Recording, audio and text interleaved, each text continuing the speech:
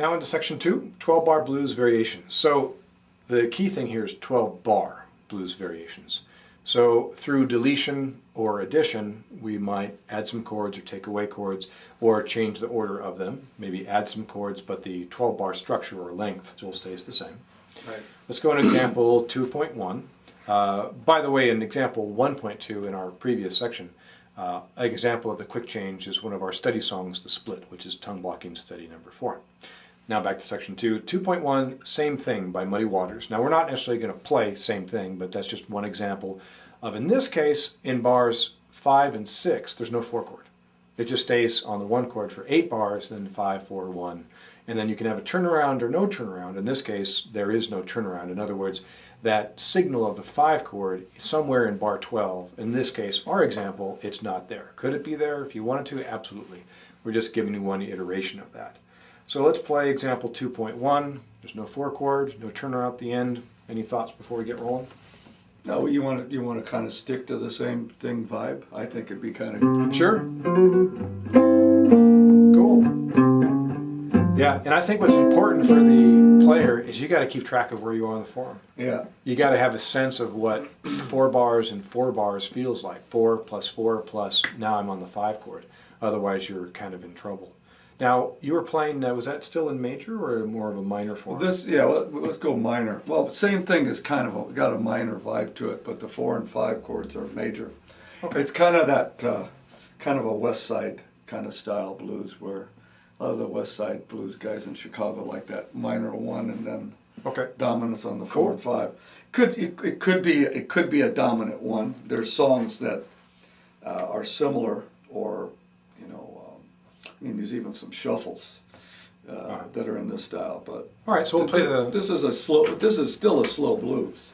So Yeah. So if you improvise along to this when John plays, you'll probably want to stay to the blues scale on the 1 chord, just because there's nothing in there that'll get you in trouble. Right. All right. Here, count us in. 1, 2, 3, 4.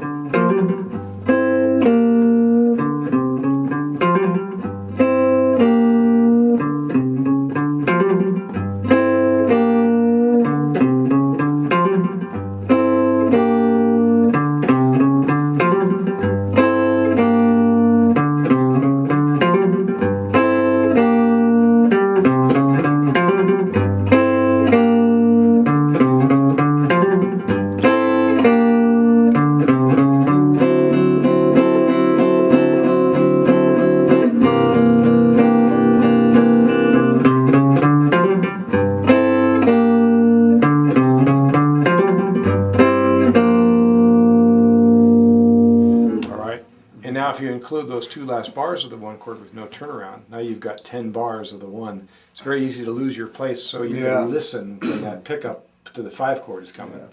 And this is where these type of tunes, I think, you have to listen to the lyric. You have to listen to the singer. If it's a vocal tune or if it has a melody, that's always kind of helps you.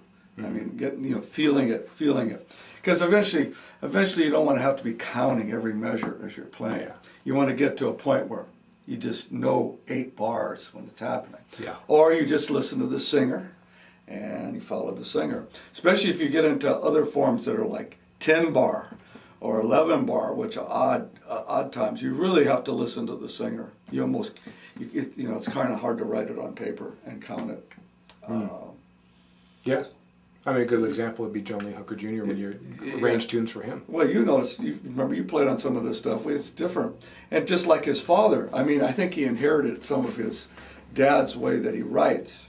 Except John's music, Junior's, is a little bit more, it's got more changes and it's more sophisticated, but it still has the odd number of measures or beats on certain chords in the progression. Because it's so vocal driven. Yeah, so you have to follow the singing. You can't really follow, standard.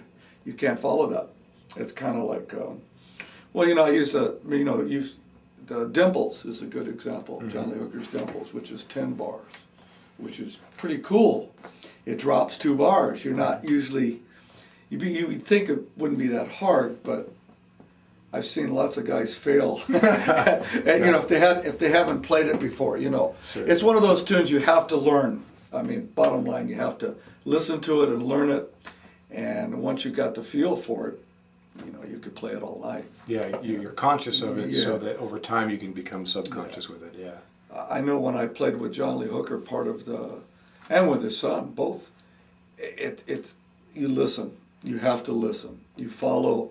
That's how I was able to play behind him. I didn't even go into the whole trying to think of, okay, he's going to do the same number of measures right here and then change. No.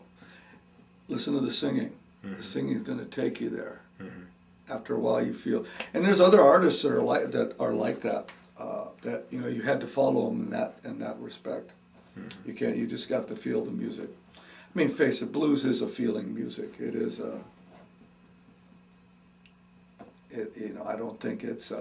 We can approach it as intellectually as we want to, but in the grand scheme of things, it's all about the moment and what's happening. So. Let's go ahead and play root notes with John. Okay. Why don't you slide forward a little bit, John, so we can keep you in camera. I'm drifting away. We want to see you. Okay. Count us in. 2. So just root 3. notes.